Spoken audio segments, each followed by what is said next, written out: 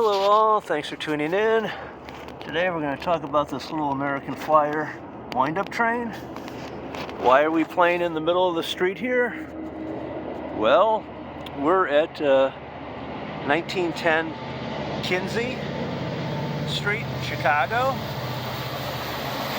And there it is. There's downtown Chicago. We're on the west side. And they used to make American Flyer trains here. They first moved here in August of 1909, the Edmund Menzel Company. William Coleman was involved with the ownership of it. They made hardware equipment. And in 1909, they decided to just do the trains. They had started with William Hafner on their Wilcox address, but there was a fire, so they moved to this building here. Here you see the happy family with the children playing with the train. Very inexpensive wind-up trains.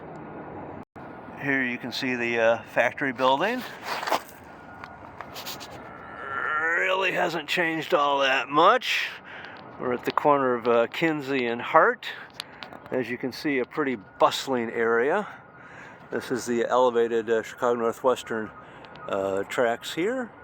American Flyer was trying to capture the entry market or the low-end market, starting at $1 for an engine tender car and a circular track, and going up to the $2.50. This catalog's from 1914, 110 years ago, when this train was made. So here you have the little engine right here. That was $1.50 for this one right here. You wind it up and then pull the little control in the back to release the brake. Small little Chicago car here, very appropriate.